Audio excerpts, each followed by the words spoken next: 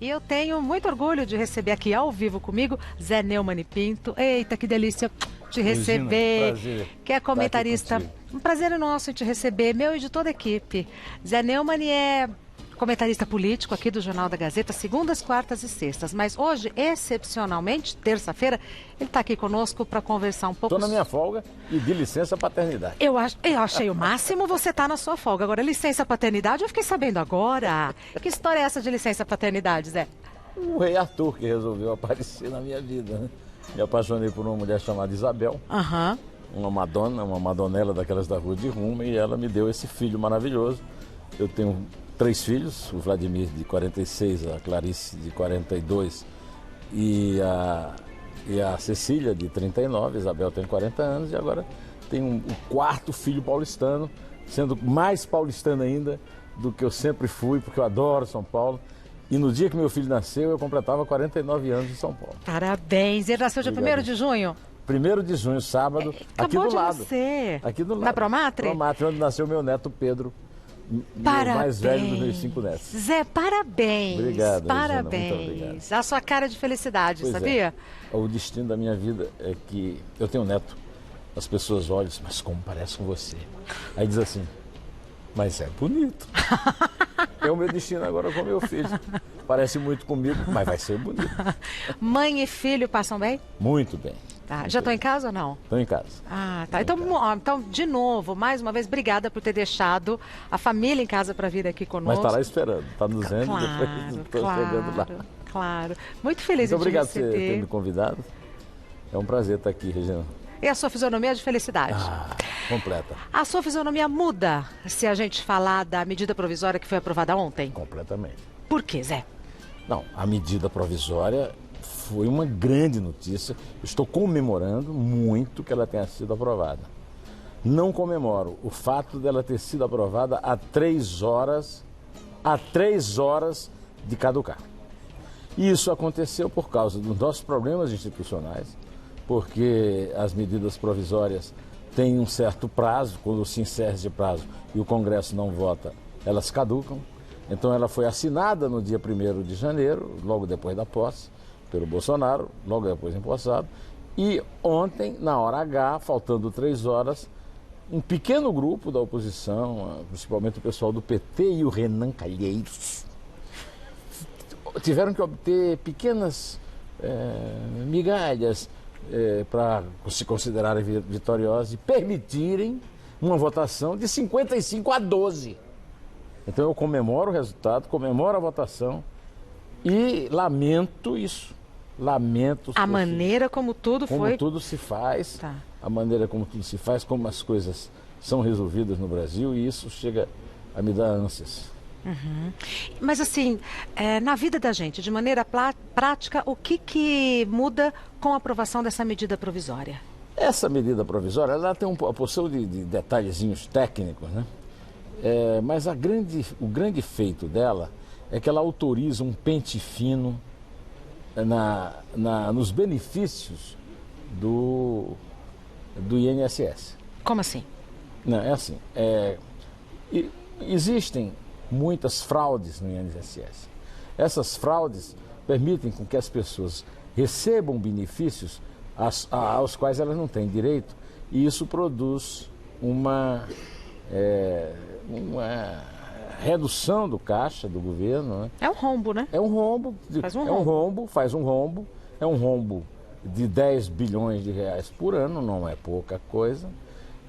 E fica muito claro quando você vota contra uma... Porque essa medida é assim, tipo pule de 10, né?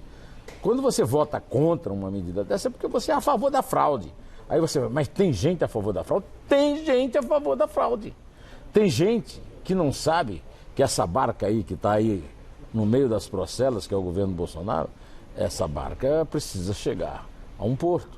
Porque é o seguinte, não é o Bolsonaro que vai se ferrar se não der certo. Somos nós. Primeiro você e eu. Somos nós. Então, e aí é um caso de justiça, porque a fraude tem que ser combatida. Então, uma das grandes críticas que se fazem à reforma da Previdência é que ela não era necessária, porque basta resolver a fraude. E quando chega a hora de você resolver a fraude, que fica evidente que também resolver a fraude não resolveria o rombo da Previdência, tá certo? Aí os caras votam contra o governo combater a fraude. Votam, inclusive, tem pequenos detalhes que não dá para a gente explicar aqui, que são muito técnicos, mas votam, por exemplo, contra o governo. O governo detecta a fraude e não pode punir. Então essa medida provisória fez isso? Faz isso. Essa medida provisória permite que o governo sabe que está errado, identifique a fraude e não possa fazer nada. Agora, isso não resolve. Bom, vamos então explicar o seguinte, Regina. Isso faz parte da reforma da Previdência, porque sem isso a reforma da Previdência ficaria sem pai nem mãe. Tá. Mas não resolve o problema da Previdência, de forma que você continua precisando desesperadamente. E não é o Bolsonaro que precisa, ou o Paulo Guedes.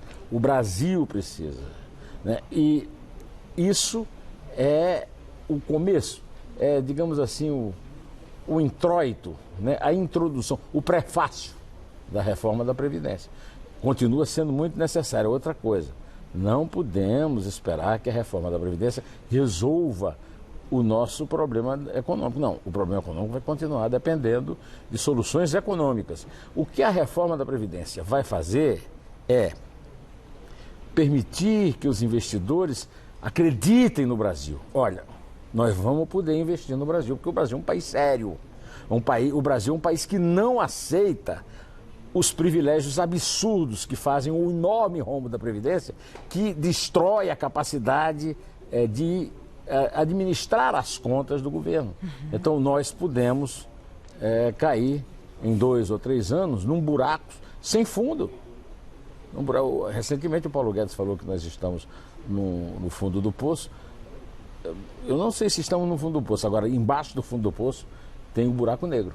E esse que a gente não pode cair. A gente não pode cair nele, porque nós temos exemplos aí. A Grécia, que é o exemplo mais leve, e a Venezuela e a Argentina, que são exemplos mais próximos e muito cruéis. Eu conheço a Venezuela e a Argentina muito bem e sei e sinto o que acontece com a Argentina, como se fosse comigo. Eu sinto... muito triste. É muito triste. É muito triste. Recentemente, um dia desses, eu fui apanhar um carro na porta da minha casa e tinha uma pessoa dormindo na minha calçada. Então, essas coisas, esses políticos não veem, porque eles estão protegidos por tudo. Eu choro cada desempregado do Brasil. Eu lamento cada desempregado do Brasil. E, no entanto, tive esperança, fé e amor para fazer um filho no Brasil nessa situação. E meu filho é brasileiro e será sempre brasileiro. Te preocupa o seu filho crescer nesse país? Muito, me preocupa muito. Eu tenho 3 filhos. O meu filho mora em São Paulo, é um empresário bem-sucedido, ele tem uma empresa de administração de fortunas, é administrador formado pela USP, mas eu tenho uma filha formada pela Fundação Getúlio Vargas, que é gerente de marketing da Carpa em Milão, e outra filha minha que mora em Barcelona.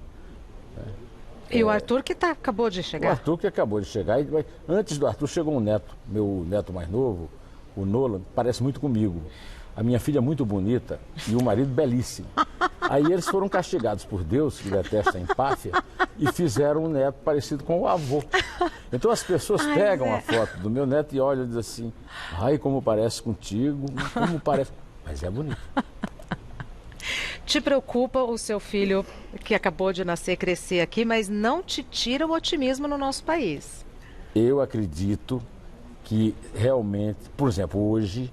Eu tenho muita fé, posso ser negado, mas tenho muita fé que a reforma da Previdência passe. Acredito que a reforma da Previdência poderá trazer um estímulo novo para a economia. E espero que até lá o Bolsonaro adquira o suficiente juízo para perceber que a reforma da Previdência não é tudo.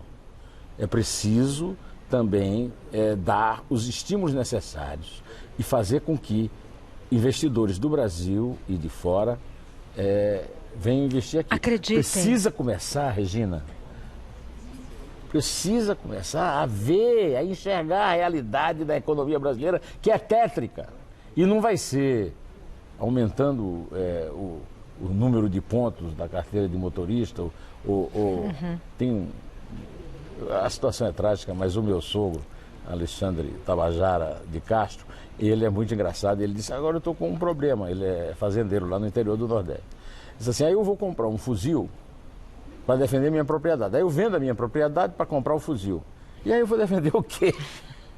Isso é engraçado, mas é isso aí. Exato. O Bolsonaro tinha que olhar para a realidade, tinha que vir para a calçada, para ver o desempregado na rua. E acho muito triste que um cristão, eu sou cristão, eu sou um estudioso do Renan, da origem do cristianismo, e acho que a grande contribuição que a cultura judaico-cristã deu à civilização humana é a misericórdia, é o amor, é o perdão. Tudo que esse pessoal que está no governo nega, se dizendo cristão, mas contra a misericórdia, contra o perdão e contra o amor.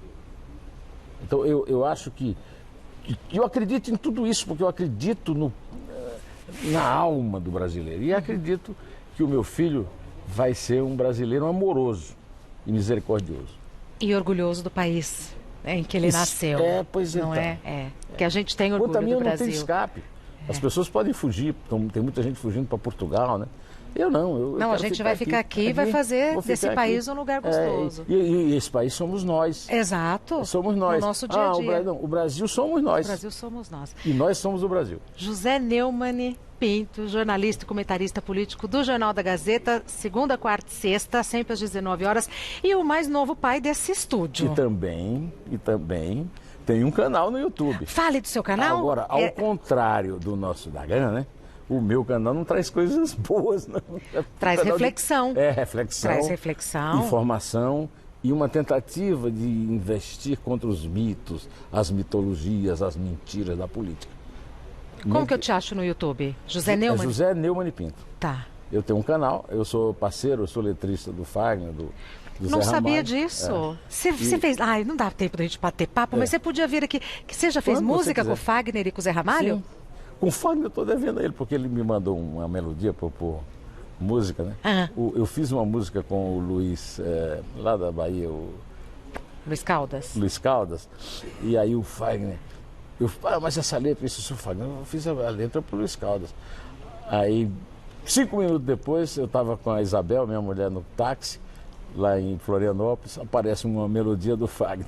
Para você pôr a letra. Aí ela disse assim: faz uma letra sobre o ciúme. Isabel é uma mulher inteligente, bem-humorada. Isabel foi quem pôs o meu canal no ar. O meu canal tinha 60 inscritos, agora tem 206.500. Parabéns, Isabel. Graças a ela. Escuta, que letra que você fez? Alguma letra conhecida que você fez com o Zé Ramalho? Eu fiz uma letra com o Zé Ramalho chamada Lua Semente, que foi ela foi incluída na trilha sonora de uma novela, que eu esqueci o nome, mas que é escrita por um amadíssimo amigo meu, que é o Benedito Rui Barbosa, na TV Bandeirantes. Só amigo bacana você tem, hein, Zé? O melhor contador de história do Brasil. Eu me emociono quando eu falo do Beruba, como eu chamo o Benedito. E tenho essa música com o Luiz Caldas, que foi uma música que ele me pediu, é uma música sobre a Isabel, né? E tenho com Mirabu Dantas, que fizemos uma música também, que foi gravada como se fosse um fado, uma música muito bonita, mas a música que eu estou devendo ao Fagner, se ele estiver me vindo, ele vai me matar, porque até agora não fiz. E por que você se emociona? Eu me emociono com tudo. Eu me emociono porque eu amo. Agora mesmo eu saí de casa, estava minha mulher dando de mamar pro meu filho e nós dois chorando. Eita, coisa é lindo demais uma mulher amamentar, né? É lindo demais. Eita. Lindo. Quando eu namorava a Isabel, eu pus o apelido dela de Madonella. Eu já te falei, não? Citou aqui rapidamente. Madonella. Madonella são imagens da Madonna que tem nas esquinas das ruas históricas de Roma, né? E aí quando ela estava com o bebê no braço, assim, no primeiro dia, eu fiz uma foto e mandei para todos os meus amigos, vou mandar para você, em que é a explicação do apelido. E eu saí de casa agora com a Madonella, ela chorando com o filho. Eu queria fotografar, ela não deixou, porque ela é uma mulher muito bonita e muito vaidosa. Muito inteligente, ela está fazendo pós-doutorado, ela está fazendo doutorado na USP de História. Deixa eu te dar um abraço. Claro. Obrigada por ter vindo. Volte para a sua Madonella, volte para o Arthur e voltarei para a Regina Volpato. Vai com Deus, Regina meu Volpato. querido. Que delícia te receber. Italiana de origem. Sim, sim. Qual é a tua região? Vêneto. Vêneto. Vêneto. Pertinho de Voltarei, Veneza. tá? Por favor, por Regina. favor. Manda um beijo para a família. Isabel, obrigada por ter liberado. E vocês aí, se não estiverem satisfeitos com as explicações que eu dei, reclamam com a Regina. Tá? E entra no canal do Zé. Zé Neumann e Pinto, pronto. E reclame, isso. Tá bom? Vai com Deus, meu querido. Pedir para você sair por aqui, que a gente vai fazer um X. Você vem para cá ou para lá.